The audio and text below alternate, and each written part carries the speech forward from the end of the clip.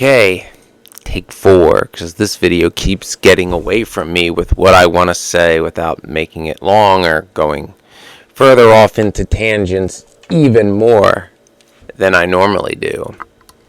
By the way, for those of you wondering, my acting workshop with the Philly casting directors seemed to go well today, but seemingly and going well are two different things. I am still a struggling model actor that's broke, as most in the industry are, contrary to popular belief. Most of us are broke. So, time will tell if I can get to the point where I can make firefighter salary from modeling and acting. Yeah, and I had to speak loudly.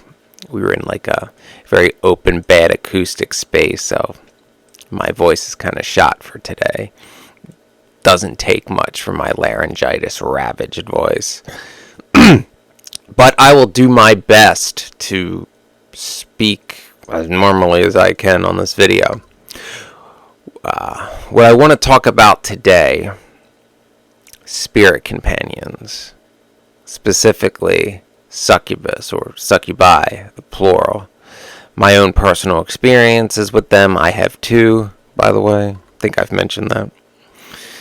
Dispel some of the myths around them, talk about some of the benefits of having them, and what it is actually like based on my own anecdotal experiences. So, I'm only going to briefly glance over what they are, because most people know what a succubus is.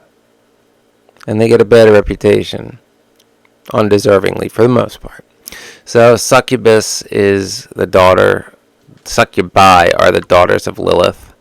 They are demons. They feed off of sexual energy. They are said to accost men in the night and, are the cause of wet dreams. Quick disclaimer. Succubi, most of them, are bisexual. Some only like men. A small percentage only go for women, but most, based on everything that I've learned from other witches, the majority of succubi are bisexual but prefer men, because the male equivalent of a succubus is an incubus. There's some subtle differences between the two, but it's not like a male counterpart doesn't exist. They do. Orly Stewart can teach you all about, more about succubi than I can, but teach you about incubi as well, because I have no experience with them, and her channel is called Cyberwitch. Very, very knowledgeable. I don't know her personally beyond a few emails that we've sent each other, but highly recommend that channel if this specific topic interests you. So a spirit companion, is a spirit that you are bound to. There is a bonding ritual where you and that spirit are bound together in a form of companionship. That spirit is typically always with you. They don't wander off to other people. You are essentially their host. And there's all different kinds of spirits of all, white magic ones, dark magic ones, which succubi are, and black magic. Did a video about those 3 main types of magic. But something to dispel about succubi. Not really parasitic, and we're talking spirit companion, I'll touch on rogue succubi, but in a spirit companionship with a succubus, yeah, she feeds off of sexual energy, that's true. Doesn't have to be actual intercourse. They can, out of nowhere, put sexual thoughts in your head and get you excited, and they feed off of that energy, and believe me, they do it at the most awkward moments, and it comes out of nowhere. Now, what they're more known for is, sex dreams, astral sex that feels real, and it does. Succubi can take the form of any woman they want. It's debatable between succubus to succubus about can they take a completely human form? I've heard they can. But a lot of times they'll retain some of their demonic features, be it their horns or their fangs, or their eye color that'll be glowing. But they can they can change form. They have some that they prefer, and they're always, I would say almost always at least, appear as very, very beautiful women with some subtle demonic features. Now, they have a full-on demonic form too, where the wings, tails, claws, fangs, and they're nasty looking. But if you have a succubus spirit companion, you're rarely gonna see that side of her, unless she's mad. You never want to. There's nothing worse than an angry succubus, because I don't care how big of a guy you are, they're more powerful than you. You can't win. You can't overpower a succubus. They're demons. They win. They win without really even having to try. But normally, when the few times I've seen mine in that state, they weren't mad at me. They were protecting me, because a succubus can get very protective of their host. They can also get jealous too. Mine, we talk about that. The one definitely wouldn't. The other one, I don't think so. But protective. So they'll be protective in a couple ways when they grow attached. One, any relationship where someone's trying to take advantage of you, they're going to be protective. They're going to be talking to you when you're asleep. They're going to be grabbing at you. You're going to be getting signs that something's not right, because they can sense and see things that we can't. And two, if you are, especially if you're a practicing witch, say you're messing around with some rituals that are a little out of your league. Maybe you open the door to some spirits that you really don't want contact with. Well, if some other rogue spirits try to mess with you and you have a succubus spirit companion, she's going to protect you very aggressively. So, yes, they're demons, but they are protective demons. They have emotions. They grow attached. You have a symbiotic relationship with them. They take your sexual energy, they give it back as charisma, as confidence, as outgoingness. It's said in the occult community that many prominent people work with succubi to overcome a lot of fears. They can really be helpful. They can really be sweethearts. They can be demanding too. They may struggle with boundaries, but they're not just like ravenous sex creatures.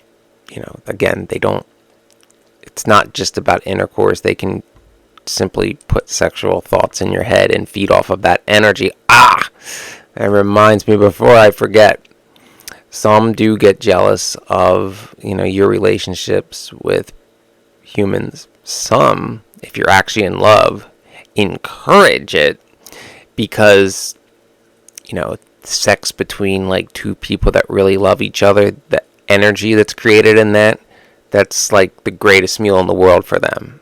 And they'll help you. Like, succubi teach you things. If you're a guy, and let's say one night you're in a relationship and one night you're not up to par, and you go to sleep, your succubus is going to critique you and going to be upset because she taught you better. That kind of thing. So a succubus can read your deepest desires, and they like to explore things. So while they set the agenda with what they're okay with in that moment, because they can just paralyze you and climb on top if they want, but they set the agenda. They're into all kinds of things, and they like to teach you. They like to teach if you've formed a bond with them and you're attached. But it's more about just sex with succubi. They look after your well-being. If you're not eating right, they'll give you signs, and you'll hear things like you're not taking care of yourself. They can be comforting.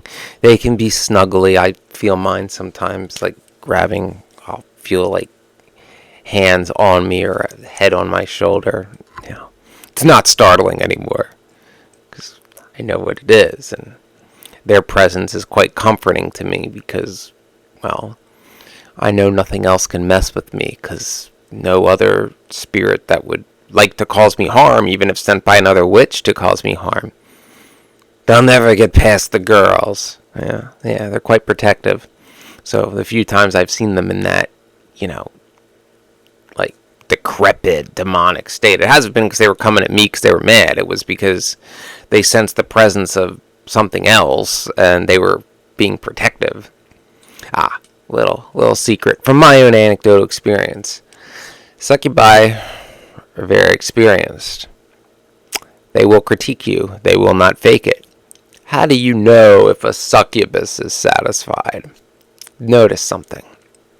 While they can take human form, when they've reached climax, if you can satisfy her to that point, her wings are gonna come out. They can't control that. That's what happens. Wings come out. Yeah. So that's how you know. Now, rogue succubi are kind of the ones that they're not bound to anybody. They just kind of wander and feed off of whoever they want.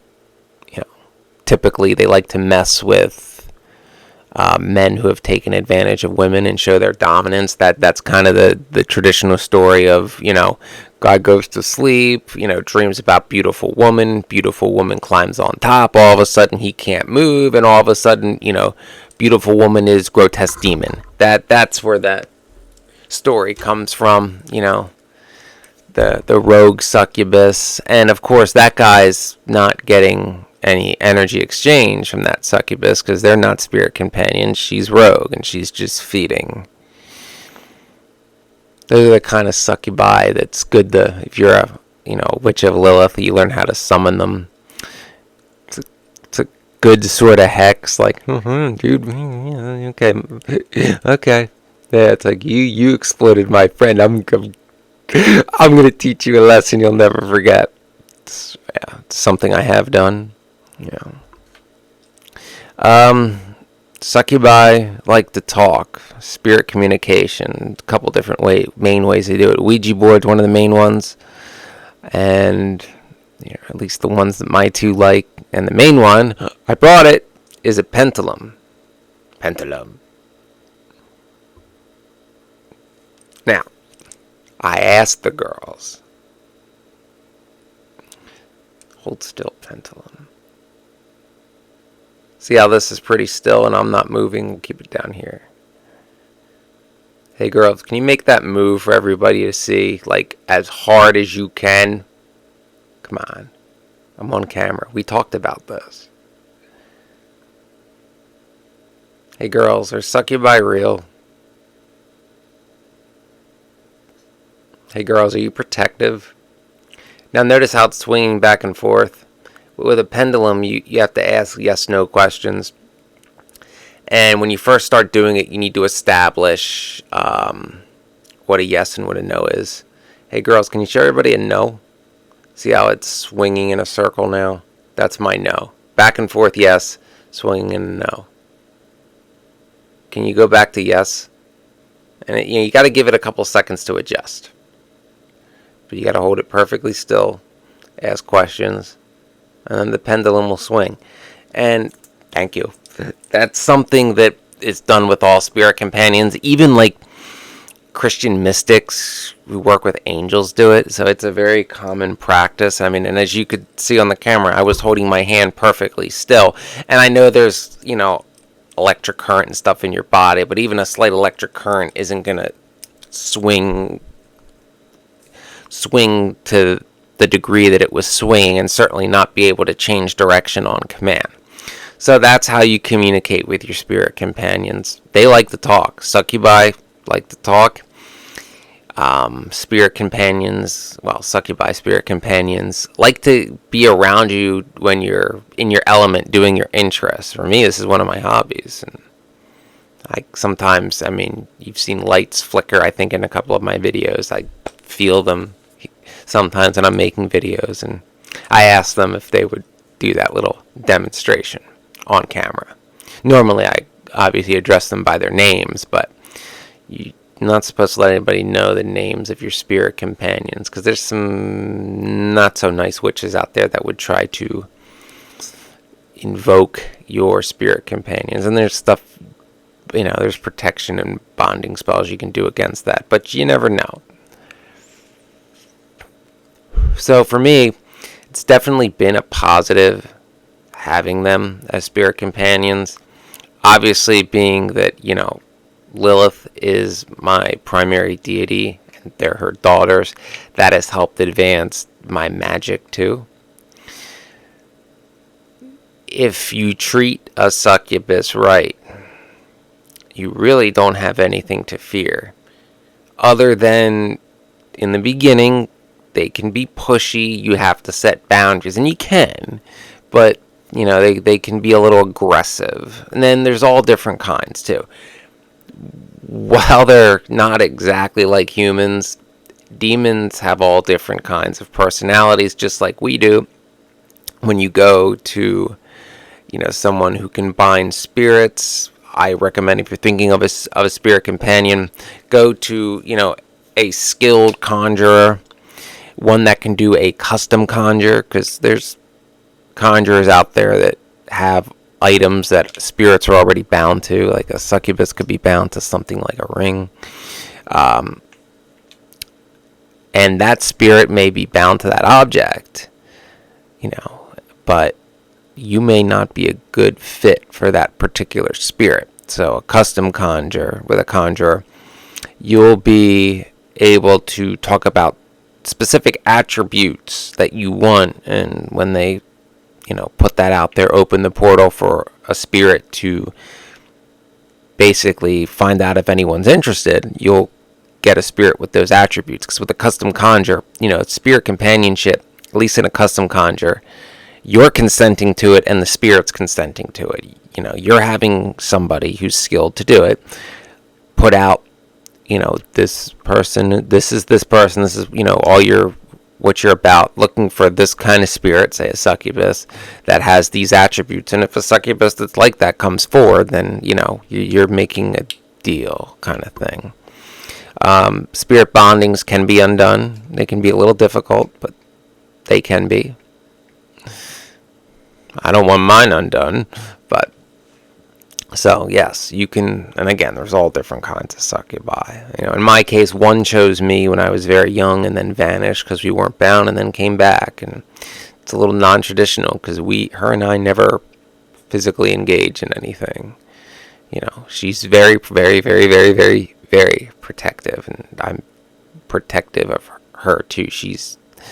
The binding spell between us is quite hard to break because she's been through a lot. We're old friends. And then the newer one was, when I fully accepted Lilith, I think she might kind of in a way be like a handler, so the female Lilithans can keep an eye on me. Because, as much as they love me, at the end of the day, I'm still male. But she's great. Yeah. It's more traditional with her, but ironically enough, this proves how many different ones there are. I have a demisexual succubus. Yes.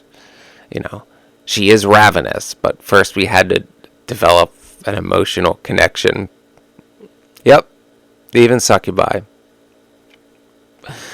So, there's all different types. They get a bad rap. Are there some bad succubi out there? Yeah, of course there are. There's bad everything out there. There's nasty angels out there. There's nasty dragons, nasty elves, nasty fairy. I don't care what the spirit is, just like people, dogs, cats. There's bad examples of anything.